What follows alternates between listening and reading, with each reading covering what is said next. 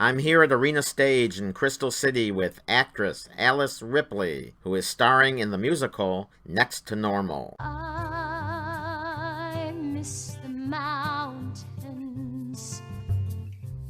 I miss the dizzy heights. All the manic magic days and the dark depressing nights. How are you doing, Alice? Oh, well, I think I said frazzled and stinky. Yeah. Really? So talk about a little bit about what Next to Normal is about, briefly. I think the Next to Normal is probably about 2 hours and 20 minutes. I'm sorry. Everybody says this. No, I mean, really. every podcast I've done, I've asked that question. They always say that. Oh, God, I feel so unoriginal. Well, that's okay. Well, it's about this family, American family. The show's really about the country, America, in a way. But in a smaller way, it's about this American family. And I play Diana, who is a mother of two with a good-looking husband and a master's in architecture. And I'm not working at the moment because I'm a full-time mom. And my life is falling apart because of my mental illness and my inability to cope with, I guess, grief really is what it is. It's suppressed grief that causes the break in her. And so that's the kind of character that I'm playing in this show. Real happy one. Well, it is a dark comedy, and I'm happy that the audience, on opening night, the audience was very generous about allowing themselves to have that, nervous laughter release. So when did you first get involved in Next to Normal? I guess it was about 2 years ago. A workshop at Second Stage, and then I did, I think, 2 more after that. And then they decided to produce it. And bring it here. And then later Molly Smith decided to bring it here. So how did Molly Smith and Dr. Mark Schugel get you to agree to recreate your role as Diana here at Arena Stage? Oh, it was really easy. They just asked. And I said yes. So who is Diana? Talk a little bit about your character. She's a smart, contemporary woman. She is the superwoman personified. And I think that Diana represents just about anybody in America who's female between the ages of 30 and 55. So maybe 30 and up. So how do you relate to Diana? I relate to her sense of loss, the unacknowledged loss. And I relate to her mania and her depression. And the idea of living in the suburbs, which they do, in a house that they built. Her and her husband are both architects. And, everything just starts to fall apart, and they try to keep it together with pharmaceuticals and other medicines. And they reach a breaking point, and they can't go back, and then they have to make hard decisions. Do you have any friends or family that influenced your performance? Well, I definitely have Diana in my bloodline. The females in my bloodline that came before me. It's definitely there, and I'm grateful for that. The memory of someone under a dining room table smashing china. I've been there myself. I've been suffering from this thing since I was a kid, so that's why the show, means so much for me. A lot of people can relate. There are a lot of people that suffer from this. Especially if you're in the theater business, huh? You have your ups and downs all the time. On the outside. Yep. So has your performance evolved since you first played Diana at Second Stage? Definitely. Yeah, well, the show has changed. I'd say a third of it has changed, which means the whole thing is different. And because of the changes that were made, meaning different songs were added, other songs were cut, lines were changed, scenes were changed. That all changes Diana because Diana's story goes through it starts at the beginning and goes all the way through. So what do you miss from the Second Stage production that was taken out at Arena Stage? Nothing. Really? I don't miss anything. I feel like the things that have been added to the show give so much that there is no lack. It's not that I don't feel the absence of things that used to be there, but I don't necessarily miss them. Well, let's talk about the Costco song, which I loved in New York. And everybody misses that And we one. misses it. And talk a little bit about it. Well, the Costco song was, it was an old-fashioned musical theater song. In the olden days of shopping, a mother thought of stopping in the village at the tiny general store. Bum, bum, bum, bum. There's this whole introduction, and then it goes into a song about Costco, but up Costco, where the lonely and lost go to buy what they lack, where baked beans and hammers come 12 to a pack. There's mayonnaise and vats and tampons and hots. There's mac and cheese and packs of threes and teas imported from Billy's and extra excitement in store. For women like me who need more and more and more. Bum, ba, bum, ba-dum, ba-dum, ba-dum. Sorry, you caught me before my warm-up. But that was kind of a little bit of Costco. That was a spontaneous I love that performance song. for you. No but charge. you know what? I didn't miss it either. No charge for you. I didn't Well, miss it. the thing that's better without it is that the musical theater-ish songs have been taken out, and the more pop rock songs have been left in. And so stylistically, the score is now more uniform in a substantial way. I think the tone is a bit more consistent now, too, throughout the show. I think that is great to hear you say that, because that's what I thought we needed more than anything, was a tone adjustment. Where you go to the clicker on your remote and you go to the brightness contrast and you fix the tone because you have the eye. Because we're talking about a very sensitive issue here, emotional instability / mental illness, and it has to be treated with a very delicate eye toward that tone, the overall tone. And I think that our director has done a really, really wonderful job. I just did an interview with Tom and Brian and asked them, what are you going to do to make this thing more focused? And when I came to see it on opening night, I was just floored by it.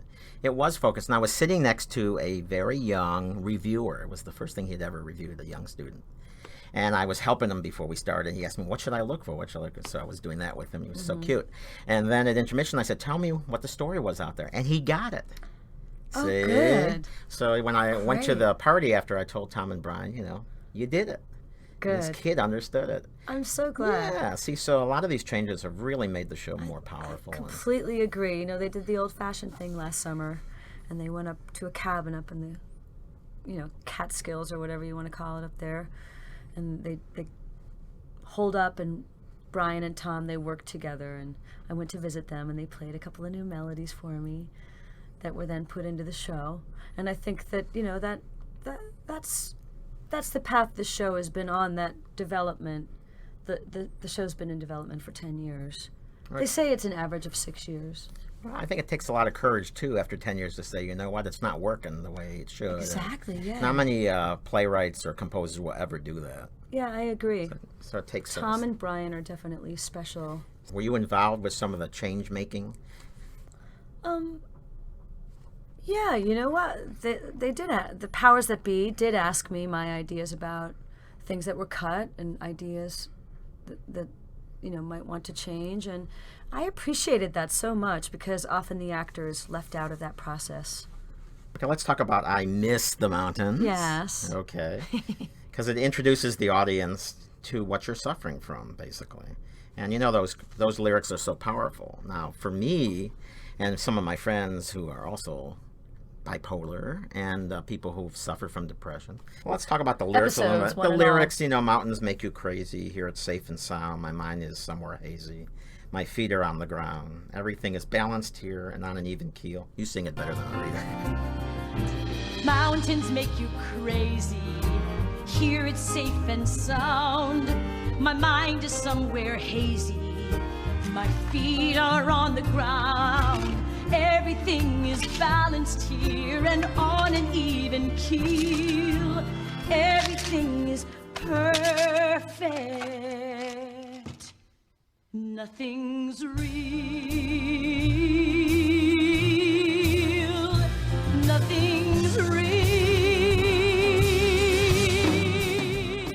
And that is the best description of what people suffer from. This is a pharmaceutical haze that she's in. I know, and it was because she doesn't want to, or she's been told that she's not supposed to deal with her grief and her life on a just a basic level, that it has to be medicated. She's told that.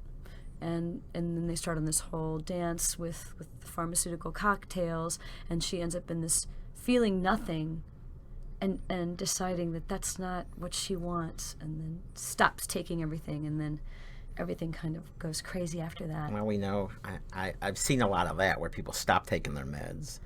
Yeah. Especially with this disease, you don't have much of a real choice, I think, of trying to get off it totally. You seem to always go back. I think it's different for every person. You think so?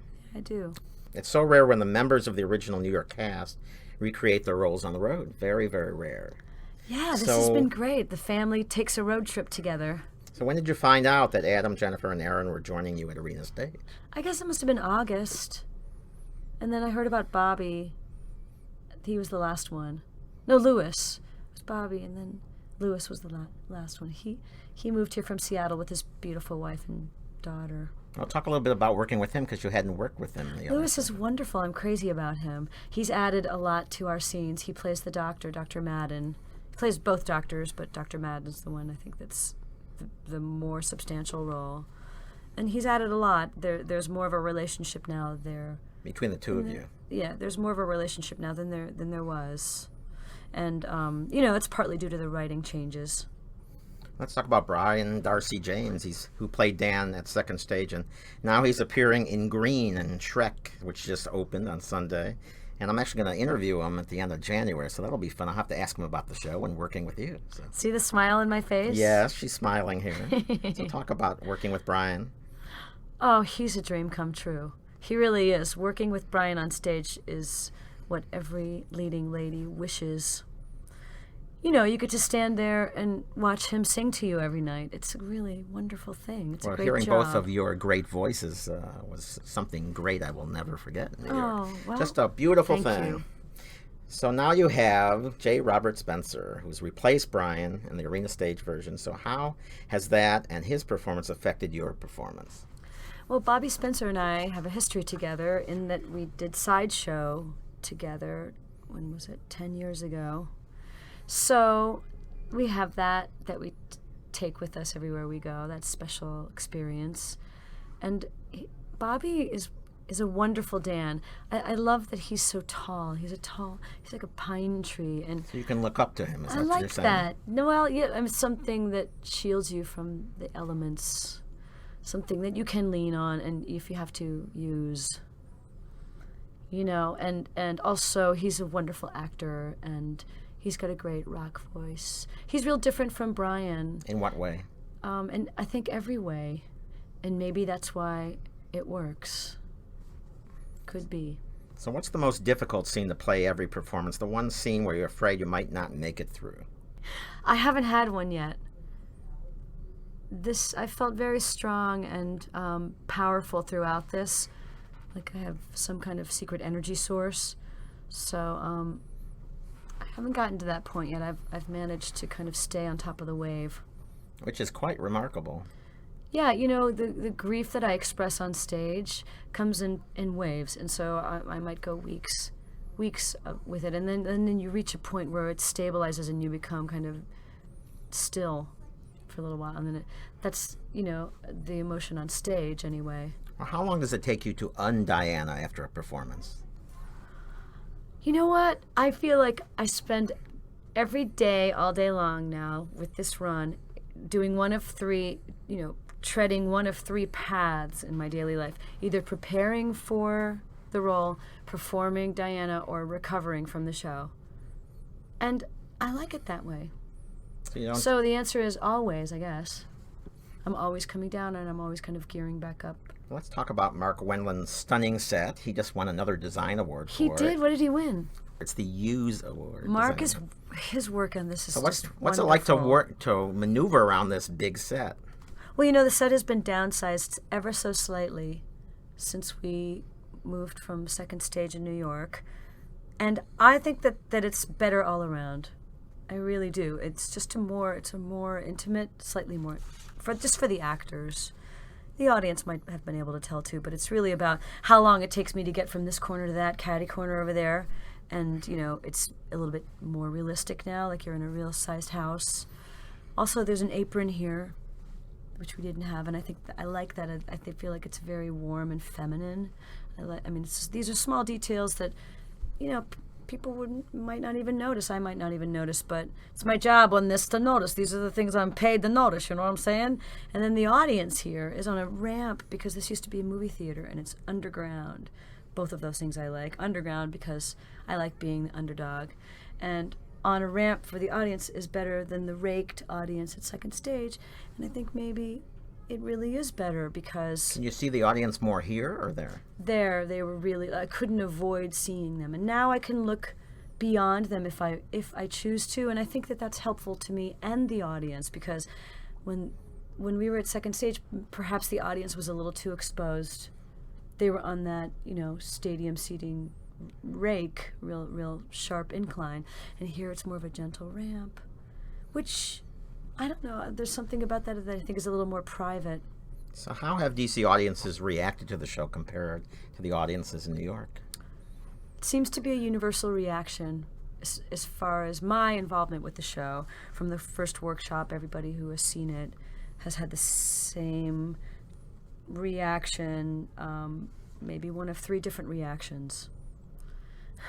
Which have been? The most frequent reaction I would think would be amazement and devastation in a purifying way.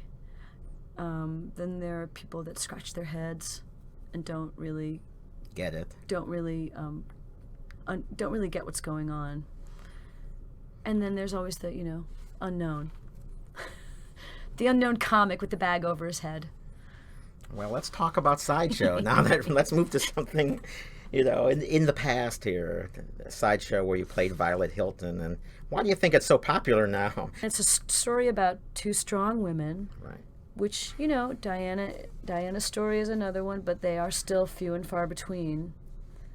And it's nice that maybe there's a change in the other direction. Well, now Henry Krieger is reworking Sideshow, as you know. I know. So who would you want to play Violet and Daisy if the new and improved version returned to Broadway? Michael McElroy and Norm Lewis. Serious? They're the same height. And what about women? Would you guys go back in there and do it again? Oh, I think I've grown beyond. You've become more normal, beyond. Is that what we're saying? Yes, I've become more shatteringly normal. I think that Sideshow is still appealing all these years later, and I think that it will be a huge success because it's a really, really good piece. And a great score. Score amazing is score. Great. Bill did a wonderful job with all the words, and it has a universal appeal. Anybody who has ever felt like they weren't worth anything would relate. And if you have never felt like you are not worth anything, you have not really felt. So there are the 2 reactions, the devastation or the scratching the head. Some people don't feel, and that's fine. But they might not like Sideshow. Right. If they can't it's really been feel. A big success here. They've done a lot of the small community theaters have done it. Oh, it's from the day we closed, it was done everywhere all the time. 24/7 Sideshow everywhere. High schools, community theaters, everybody's colleges. Doing it. Regional theaters. It's popular now. Yeah, I'm sure it's going to be huge, and I'm happy. I'm happy that it's coming back around. I just, So you and Emily Skinner, let's talk about Emily, who co-starred with you as Daisy, Sideshow, and you both received a joint Tony nomination. We did. You were the second one. Did you know that? There was somebody else. Yeah, the first one was 2 men, right? 2 men, and Sizwe Banzi is dead in the island. Exactly. See, that's a detail Emily would know. In 1975, yes, it's true. And you recorded 3 CDs together. You did duets, Unsuspecting Hearts, and they recorded the Raw at Town Hall this year. So is a 3rd duets? Well, those are all by Bruce Kimmel on different labels because he keeps getting kicked out of every office. Well, what's going on there? I don't know. Sorry, Bruce. Hello, Bruce. I love you. I just called Bruce one day and said, look, our show just closed and people really want to hear us sing, so you'd be really smart to record with us. And he thought about it for about 2 seconds and then just started making records with us. Dreams do come true. So let's talk about, you were nominated for a whole bunch of Helen Hayes Awards here I know, isn't that crazy? for your performances in Tell Me on a Sunday. Yes, Emma. 2003, right? At Kennedy's. the Eisenhower, it was empty, but we had a good time. I was there. You were there. Yeah. And then Gary, my friend Gary Fontaine, who was I there. know, you guys were there. That's nice. And in 2004 for Shakespeare in Hollywood here at Arena Oh, Stage. that was a blast. Remember that one? You were With hysterical. my friend Robert on that one, Prosky. who just God passed bless his away. soul. He passed away on our opening night here, and I always talk about him because he had a positive influence on me. In what way? I asked him the most important thing about that he would want me to know about being an actor, and he said it would be the longevity of a lifetime dedicated to the craft, and how it doesn't really sometimes pay off until later. The community starts to see that you're serious about your art. It's a little bit more difficult to be taken seriously as an actor than it is maybe a fine art oil painter or something. And I always carry that with me, and I talk about it all the time. And there he was with me, and then he was gone. I know, it was funny when I came home the other day. I was, of course, in the theater like you, and got an email that Robert Prosky had passed away. I had just podcasted him when he was in The Price here with his two sons. I think you mentioned that And to me. I went back to listen to it, and it's probably the loveliest interview I've ever done. And so nice. Hopefully it's part of the legacy. I hope people will listen to it. He was a wonderful actor, he- and we were in Shakespeare in Hollywood together, and He loved to help young it actors. was really fun. That was his thing that Yeah. he talks about. So let's talk about your 2002 Helen Hayes nominated performance of, again, the manic bride, Amy, Yeah. in Company, where you got to sing Not Getting Married. I was just insane. I mean, the subtlety was missing a little. I'd like to go back and try it again. So what was the most difficult line in that song? Do you remember it? Oh, the whole thing is one line. It starts and it doesn't stop until the end. And it's on YouTube, I think. You performing it. You know, It the was thing about that crazy. is you can't Pick one out. screw up. You can't screw up, otherwise you have to start over again. There's no place to stop. So it's right? really like hitting a bullseye. So you're appearing at Millennium Stage next month. Talk That's about right. that. January 12th. And the Millennium Stage is a wonderful thing that the Kennedy Center does for the community. And they give out, they sponsor free musical performances At 6 p.m. by artists from all over the world, I believe. 6 p.m. And I think it's usually about 45 minutes. So or half what will you hour. be performing? I'll be performing with my band and the band's called Ripley. Everything's Fine is on a label called Shikaboom, and that's a collection of my own songs, and it sounds, it's I'd say Sarah McLachlan-ish folk pop. Then the two records following that, there's an EP, a 5-song EP, 2003, I believe, called Ripley EP, which is our first stab at self-production as a band, and we liked what we did, so we made another album after that, and I think 2006, called Out of Sight. Ripley is the band's name, and the album's called Out of Sight, and we produced that. And they're all available.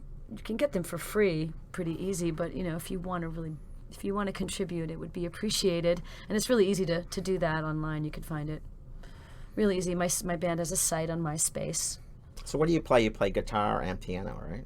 I play guitar and I play toy piano. Okay. That's fair. Like Linus, and then my husband Shannon is our drummer, and then my friend Chris, who I've known since 1981, is our keyboard player. So we're the core members, and we have friends that join us. Well, let me end this wonderful podcast. Thank you so much for letting me in your dressing room. Oh, thanks for Oh, coming. nice. So what do you want DC audiences to take with them when they leave? I would hope the audience would walk away from this show with a sense of clarity about their own heart and what's going on with their emotional life.